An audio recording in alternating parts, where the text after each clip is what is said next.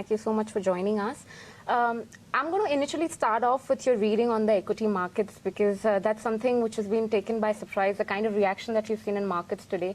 I would like to understand your reading on the entire midi tension and also the large cap valuation at this point of time. They're enjoying the valuations which seems to be on the higher side. I'd like to understand your assessment on the same. See, we have always believed that valuation is very important where you are entering the particular asset class. And what we have seen over the last 2 years, that there has been a very narrow rally. Narrow rally where I can distinguish even amongst the Nifty, I can say the top 15 stocks are different and the remaining 35 stocks are different.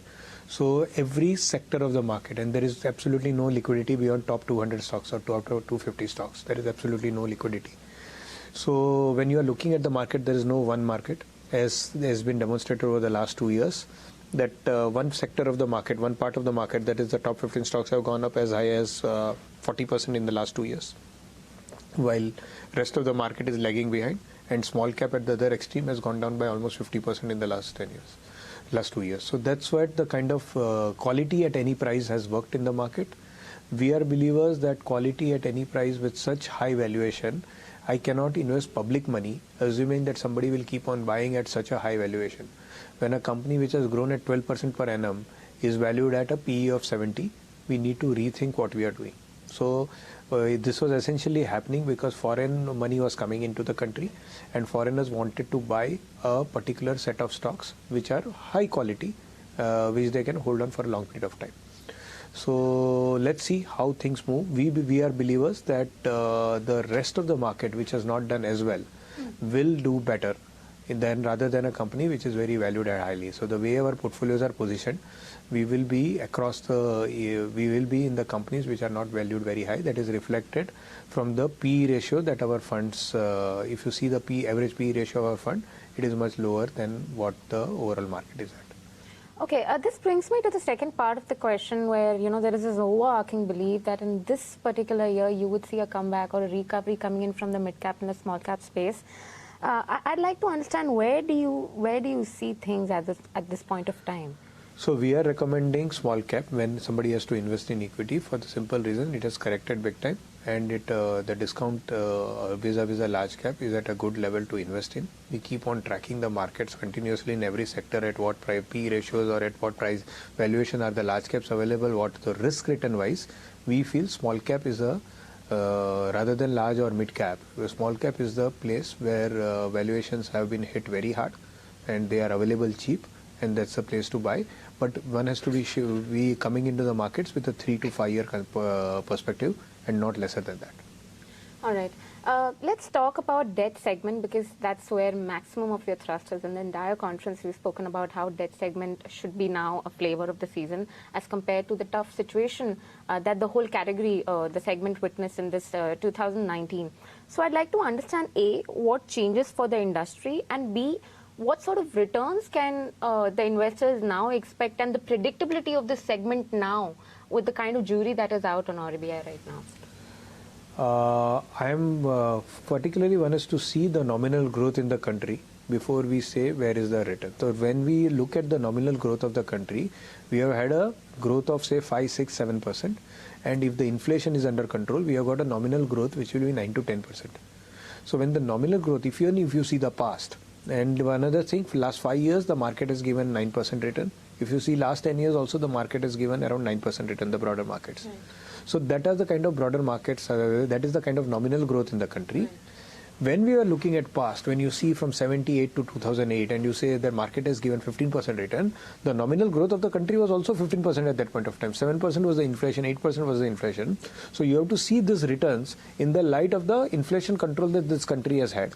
So with a 3 to 4% return, 9 to 10% return is a good return to have, right? That has been established over the last 10 years. Now credit risk fund is actually giving you that kind of returns. What credit risk fund is today, if he is giving my YTM is around 9.5% and you remove the expenses from there. So risk adjusted wise, it's a good return to have, right, in the credit risk fund. So if that can give you that kind of return, risk adjusted wise, in a country which is growing at a nominal growth of around 9 to 10%, if debt funds are giving you around 8%, risk adjusted, especially when the deposit rates are at the rate at which they are today. It looks like a good risk adjusted return. That is why we said either you invest in credit. In the whole conference, the thrust was either you invest in the debt funds, the credit risk funds, where the fear is the maximum. Some unfounded fears are there on the credit risk fund. I would want to clarify that the credit risk fund, it is not that all AMCs have had problems. It is some mutual funds whose some funds had some exposures which went into problems. That does not mean that entire mutual fund industry has got a credit risk problem. As far as ICICI Prudential is concerned, we have never had any issues in any of the repayments of any of our debt payments at any point of time. So last 21 years, we have not had that. So that continues. So in that case, what is the kind of risk that you now see in this segment, or you have been seeing in the segment, which is not played out until now, but there is a potential of this to happen? Risk cannot be, there will be event risk. There will be various kinds of risk. So the only deviate from risk is that you have to be careful. And second thing, you have to have a diversified portfolio. So if you look at my credit risk fund, it has got 87 different exposures on the asset side. So it is quite a diversified fund, 87. So if there is an accident in one of the cases, then 1 to 1.5% is at risk, and then also we'll collect a part of it. So instead of getting X% return, you will get X minus 0.5% return, but you will get the remaining. So it's that's the beauty of diversification if you diversify on the asset side. Similarly, it is very important to understand that there has to be a diversification on the liability side also. People don't give importance to that. A well-spread AMC like ICICI Prudential will not have any kind of concentration of distributors, will not have any geographical concentration. We are present all across the country. Neither will allow customer concentration. Right? We don't allow more than 1% of the funds to be invested by guy. We have got limits for everything on that. So we don't allow liability side concentration. What had happened in the past that some mutual funds had an issue where a lot of their liabilities were withdrawn. Because they had a distributor concentration, the distributor gave a sell call, and though they had taken only 5% on the asset side as concentration, since half their AUM went out, the 5% became automatically 10%. Right. So AMCs like ICICI Prudential AMC, which are well spread, will not have a asset side concentration and will not have a liability side concentration. So that's for preventing us from any event risk happening, because of which some company comes with problem. Diversification is the best tool to have. Okay, just wearing your industry veteran cap out here, I would like to understand two things from you. What is the biggest risk you think that the investor at this point of time are facing, both from the equity as well as debt point of time, debt side of the game? And also, second thing, what needs to change, structurally in the industry for the industry to perform in the way it should be? So risk is always the same. There is nothing different. You are taking market risk, and you are coming at some stocks. But I think one risk on the equity side is that some stocks are very highly valued.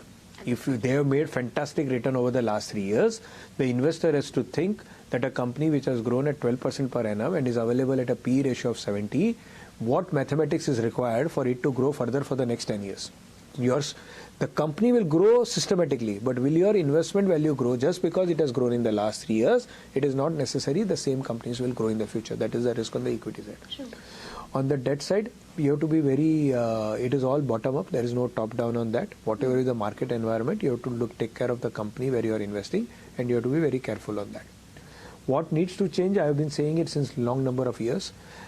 Today, we need risk capital to come out of this country. India has got more than enough money to be invested for our capital markets.